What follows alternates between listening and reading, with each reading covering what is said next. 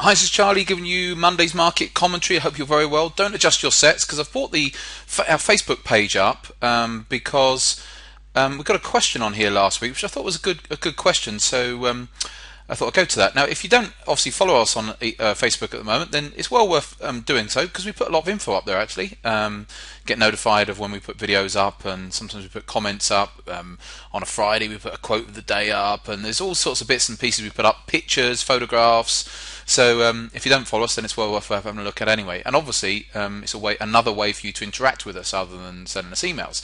Anyway, I had an email here from Lily saying, in one of your upcoming videos, would you please talk about, does trading get easier? On an emotional level, that is.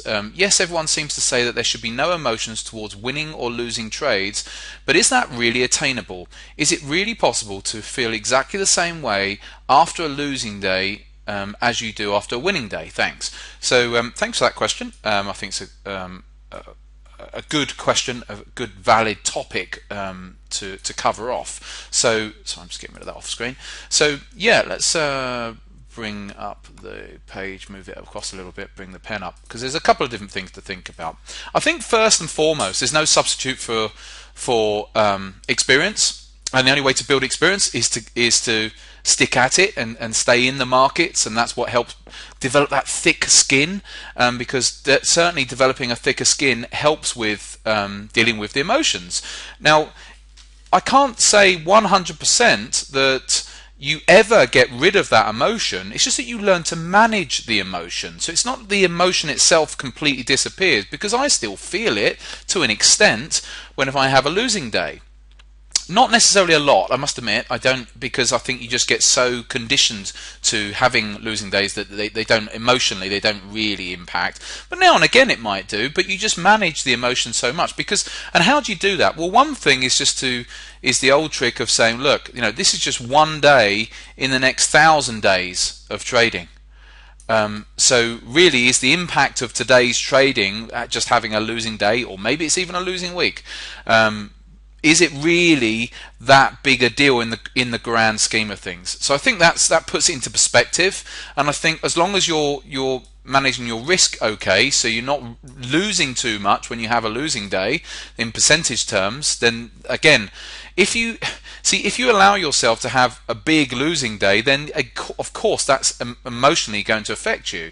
But if you have a cutoff, so let's say you're for argument's sake, you're day trading, and you say, okay, well, I risk 1%, a maximum of 1% per trade, but having said that, I won't allow myself to lose more than 3% in any single day. Okay, so if you have that as a rule, then you've got to stick to that rule, and that's a good rule to have, because otherwise, all of a sudden, you could just have a losing trade. They're only 1% at risk, but all of a sudden you've had 6 losing trades and you're down 6% at the end of the day. So, and that you're going to feel that a little bit more, or maybe. And so again, it's all these things, because with different traders are going to feel emotion at different levels. To one trader, 6% is a lot. To another trader, that's okay. They're happy to. They're comfortable dealing with that. So it's different for different traders. So you have to figure out what level of risk per trade you're willing to take, and also what your cutoff's going to be. Whether it's on a daily basis or whether you're a swing trader and it's the same thing. And at the end of the week, you don't want to be in a potential position where you've got yourself into a number of different trades, and you've got to manage the risk across those trades, because if added all up, all of a sudden they lose you 6% in a week. Again, you may not be happy with that. Mind you, 6% in a week is not the same as obviously 6% in a day. So again, it's all of these things you need to look at. So that's just one point. Let's just get rid of the pen if I can do that. Another point is to look at your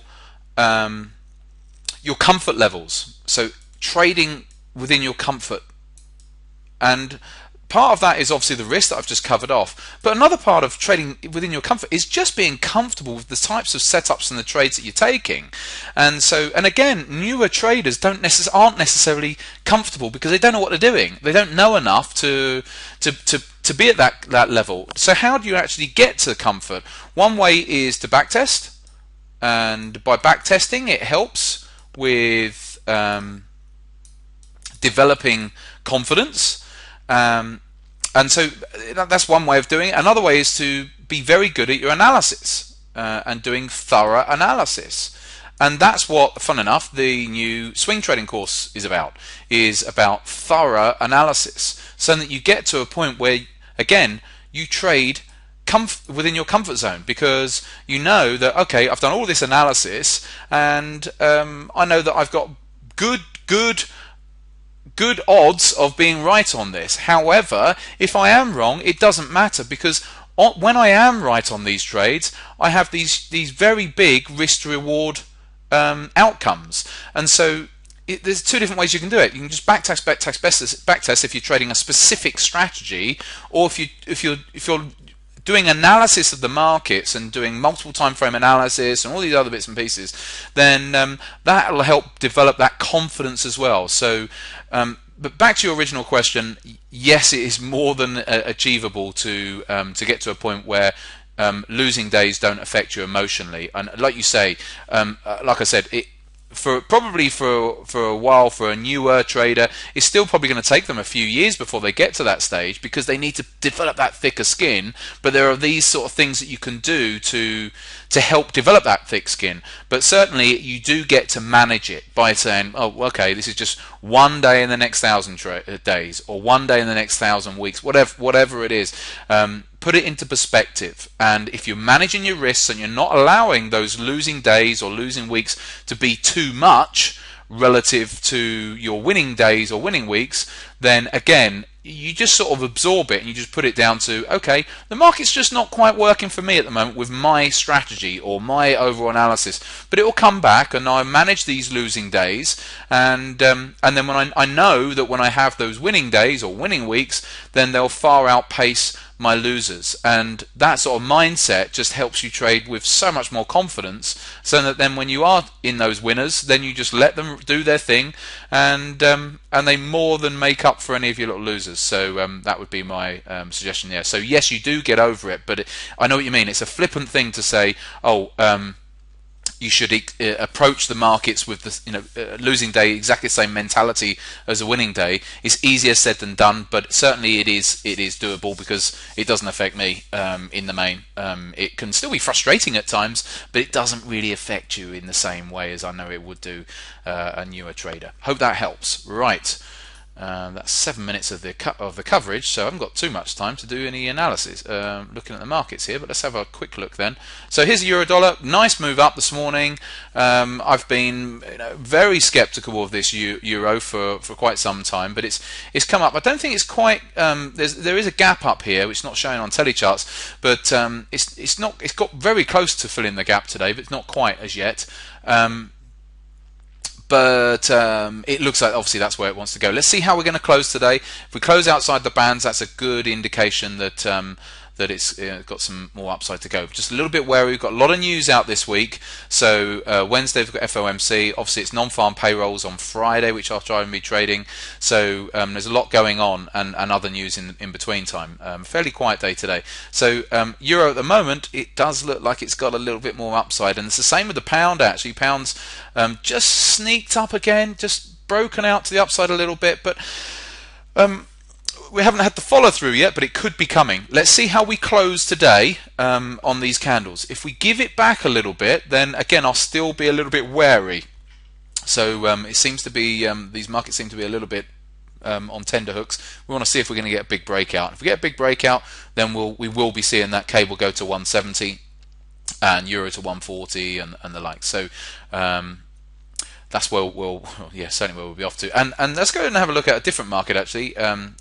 One that I don't cover it too frequently, and that is gold. If I can see it just on my watch list off screen here, yeah, because gold was coming down quite nicely, but I've been talking to our guys in the trading room about the weekly charts, and that the weekly charts it's just been sort of hugging its weekly 50, and it's come down to the weekly 21 here. So the potential for a bounce was coming, and it's still hugging that. So ultimately, I'm actually looking for this gold to settle a little bit, get back above the daily 21. It's just closed above it on Friday, and I think then we could see some more upside to come yet. It'll bounce around, but I think it's given a clue there, and so that over the coming week or two, there's probably going to be a bit more upside to come on gold. Right, it's 10 minutes in, so I'll leave that with you today. Have a great day. Back on Friday.